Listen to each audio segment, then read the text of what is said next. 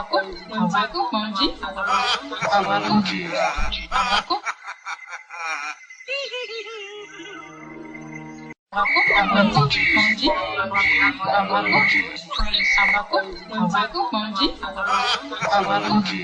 s'interroge sur le pourquoi des choses. Il ne comprend pas pourquoi Dieu, sur miséricordieux, permet-il aux mangeurs de la viande de nuit d'accomplir son œuvre capitaliste. Et Dieu se fit homme pour être aimé et compris des hommes. Et le Verbe se fit chair. Sixième sens, l'essence de tous les sens. Atmosphère électorale à l'horizon 2020, alliance politique, cohésion sociale, rumeurs de troubles sociopolitiques. Sommes-nous en train de naviguer à vue dans l'illusion? Mesdames et messieurs, l'œil du spirituel, l'œil du mystique nous intéresse. Bienvenue à Vision Nocturne dans le cadre du sixième sens avec Kone Yenyeri, le mystique. Danger à l'horizon 2020 avec les élections, y a-t-il problème? Nous en saurons davantage avec notre invité, Kone Yenyeri, le mystique.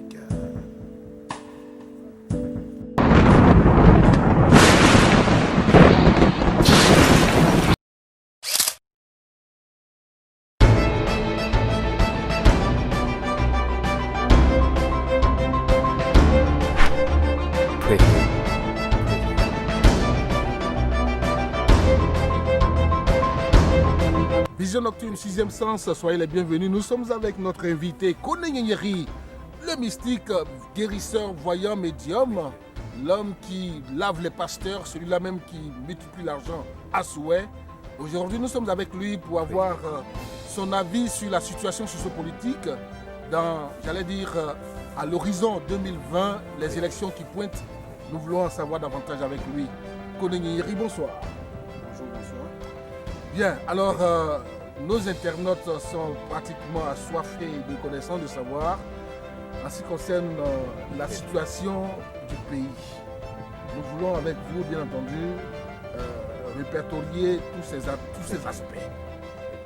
Kone Yenyeri, de ton point de vue en tant que mystique, c'est quoi l'avenir de la Côte d'Ivoire à l'horizon 2020? Oui, merci beaucoup. Vous savez, moi je suis médium. Moi, je ne fais pas la politique. Voilà. Comme on le dit, tu fais la politique, tu ne le fais pas. La politique, elle va te faire.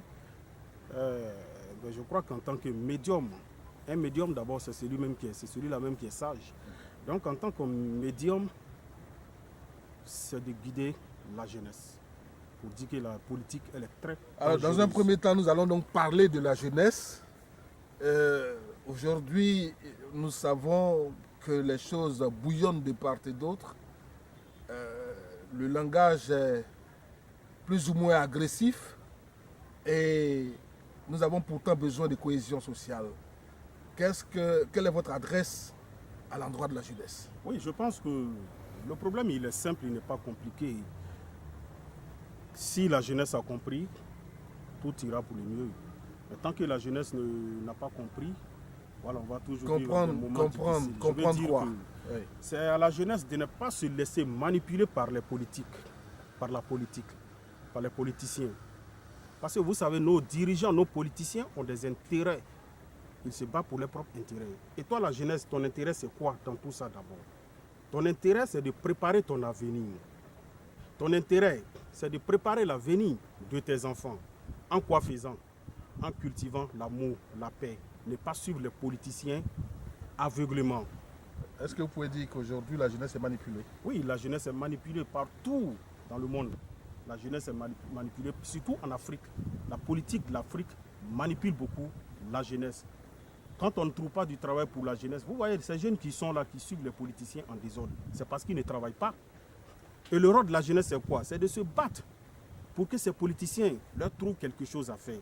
Parce que tant que vous resterez au chômage, vous allez toujours suivre ces dirigeants-là. Tant qu'on n'a pas encore compris cela, on va toujours le suivre. On sera toujours manipulé. Donc il faut lutter d'abord pour son avenir. Mais en lutter pour son avenir, comment? C'est de ne pas le suivre aveuglément. Parce qu'aujourd'hui, j'ai remarqué, quand un politicien se lève, il crie, oh sortez, la jeunesse sort dans les rues. La jeunesse sort. C'est quoi la raison fondamentale de tout ça? C'est ce que je vous dis, oui. C'est la pauvreté. Ok, voilà. C'est la pauvreté, c'est le chômage. Oui. C'est le chômage. Et puis, la jeunesse n'est pas informée. Voilà. On peut même être pauvre et puis être digne. Vous comprenez? On peut être pauvre et être digne, garder sa dignité. C'est ça d'abord. Voilà, c'est ça d'abord. Être pauvre et garder sa dignité, c'est ça d'abord. Tant que la jeunesse ne trouve pas de l'emploi, la jeunesse sera toujours manipulée. Maintenant, pour ne pas être manipulé, c'est quoi? C'est de ne pas suivre ces politiciens-là dans leurs bêtises. Mais quand tu as faim, que tu es chez toi, et qu'à côté, le voisin d'en face, quand on lui a donné 1 million, on dit, bon, voici, il faut scander, il faut porter t-shirt, il va faire telle campagne. Ben, écoutez, alors que moi j'ai faim, qu'est-ce que je fais? Donner une solution concrète à la jeunesse pour que véritablement, la dignité dans la pauvreté, mais enfin, il faut manger. En ce moment, c'est de sensibiliser la jeunesse pour lui dire, ce politicien qui vient, qui dit qu'il veut être président, c'est pour toi qu'il vient. C'est pour ça que tu vas donner ta voix. C'est pour ça que tu votes, pour ta dignité, pour qu'on te reste, pour qu'on respecte ton droit. C'est pour ça que tu vas choisir cette personne-là. Vous voyez?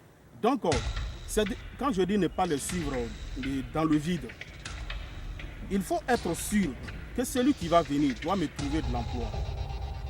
Et quand la personne vient au pouvoir, il fait plusieurs années, il ne vous trouve pas de l'emploi. Le jour où il vous dit sortez, il ne faut pas le suivre. C'est simple. Il ne faut pas sortir. Il ne faut pas sortir. Mais on sort là, c'est pourquoi. Écoutez, nous avons vécu des moments que je ne vais pas revenir dessus, pour ne pas encore réveiller des blessures. Voilà. Mais je veux dire que à partir de ces moments difficiles-là, la jeunesse doit prendre conscience, comprendre qu'elle est manipulée. Donc mais il y a plein qui ne comprennent pas cela. Maintenant, il faut parmi ces personnes-là, c'est-à-dire parmi nos dirigeants, il faut mettre des plans en place pour pouvoir sensibiliser la jeunesse. Vos histoires de Gbagbo et Ouattara, moi personnellement, je ne suis pas dedans. Je ne suis pas dedans. Voilà. Parce qu'il vous a promis quelque chose qu'il ne vous a même pas encore donné. Et après, il vient vous dire, sortez, défendez-moi. Et tu vois la jeunesse dans la rue. Vous cherchez quoi dans la rue? Vous êtes des sacrifices qui ont été choisis? Non, moi je ne comprends pas. Donc, les politiques nous manipulent parce que nous, on accepte d'être manipulés. La jeunesse accepte d'être manipulée. Si la jeunesse refuse aujourd'hui, on ira à la paix et réconciliation et autres. Donc, tout est dans la main de la jeunesse. Moi, je n'accuse pas les politiciens à tout moment. Je pense que c'est nous-mêmes, le peuple, le frère coupable. Nous sommes à l'horizon 2020. Nous sommes à quelques mois des élections présidentielles. Alors, bon, je m'en vais vous poser la question de savoir si vous pensez que la réconciliation est faite en ce moment. Sinon, alors, quelle serait la priorité entre élection et réconciliation? Bon, moi, je pense que il y aura les élections en 2020 ou pas. C'est ce que je vous disais tout à l'heure. Tout dépend de la jeunesse. Voilà, tout dépend de la jeunesse. Parce que la jeunesse, c'est l'avenir de demain. Voilà, c'est l'avenir. Tout dépend de la jeunesse.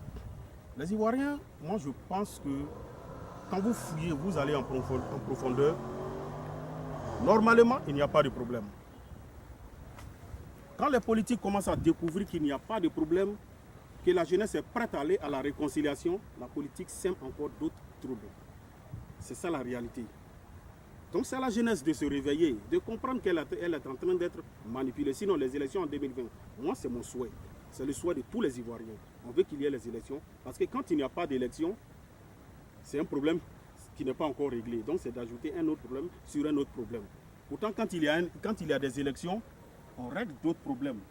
Vous voyez, comme on le dit souvent en politique, on ne règle pas les problèmes, on les déplace. Nous avons posé une question très simple. Est-ce qu'aujourd'hui, vous pensez que la réconciliation a été faite? Oui, moi je pense que quand on parle de réconciliation, vous voyez, la Côte d'Ivoire est un pays où il y a plusieurs ethnies, voilà, qui ne doivent pas avoir de problème normalement.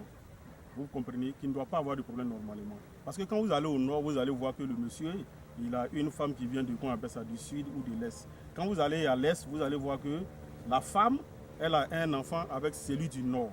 Donc normalement, il ne doit pas avoir de problème. On va faire Donc- court. On va faire court avec cette dernière question parce que nous sommes pratiquement à la fin. Élection 2020. Y a-t-il danger à l'horizon en Côte d'Ivoire? Oui, il y a un danger parce que il y a un danger, mais c'est comme le feu. On a allumé, comment on appelle ça, un feu, qu'à tout moment on peut l'éteindre. Voilà, à tout moment on peut l'éteindre. Si on refuse de l'éteindre, là il y a un danger. Vous comprenez? Voilà. Si les politiciens acceptent de s'occuper bien de la jeunesse et de dire la vérité, il n'y aura pas de danger. Si on va aux élections, il n'y a pas de problème, il n'y aura pas de danger. C'est ce que je vous ai dit. Voilà. Donc le problème de la Côte d'Ivoire, c'est la jeunesse. Moi, j'accuse Les toujours alliances politiques sont-elles une solution? Plateforme de l'opposition face au pouvoir en place? Écoutez, il y a un débat auquel moi je ne veux pas rentrer dedans. La politique, c'est pas mon truc. Vous me posez des questions, oui. Vous voulez savoir beaucoup de choses. Moi, en tant que médium, je suis un visionnaire, je vois beaucoup de choses. Voilà. Mais il y a des choses que je n'ai pas le droit de dévoiler. Vous comprenez? Il y a des choses que moi, je n'ai pas le droit de dévoiler. Mais moi, ce que je peux dire, moi, c'est de m'adresser à la jeunesse. C'est un secret que je suis en train de donner à la jeunesse en tant que médium. Mesdames et messieurs, Kone Nyeri, le mystique, c'était avec lui, l'homme mystique, le visionnaire, celui-là même qui lave les pasteurs, il est guérisseur, voyant, il est médium. Nous nous recevions dans le cadre du 6e sens avec vous et pour vous. Merci de nous avoir suivis. Bonsoir.